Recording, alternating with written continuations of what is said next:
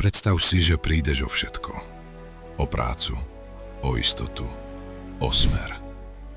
Väčšina ľudí by povedala, že je koniec. Ale jeden muž z takého pádu vytvoril filozofiu, ktorá ovplyvnila svet na viac ako 2000 rokov. Volal sa Zenón z Kytia. Na Zenónovi z Kytia ma fascinuje jedna vec.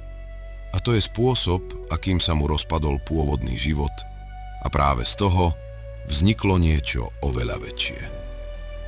Bol to obchodník z Kytia na Cypre, človek z praxe, nie nejaký otranutý mudrc a podľa tradičného príbehu prišiel o všetko pri stroskotaní lode. A mne sa na tom páči to, že väčšina ľudí by taký moment čítala ako čistú katastrofu, ako bod, kde sa príbeh pokazil. Zenón ho ale nakoniec premenil na začiatok.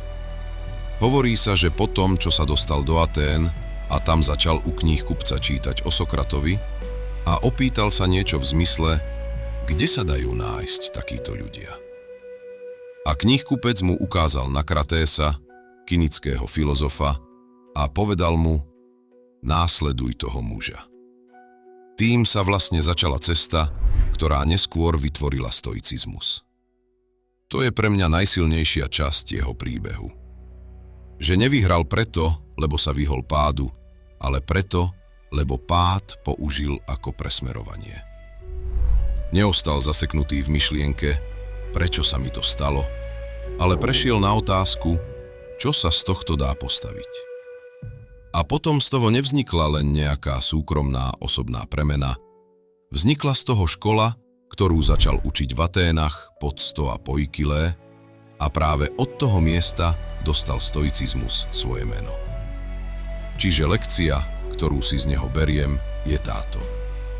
Nie každá strata je len strata. Niekedy ti život nevezme smer preto, aby ťa zničil, ale preto, aby ťa vytlačil na presnejšie miesto. Zenón nepostavil svoju filozofiu na pohodlí, ale na troskách.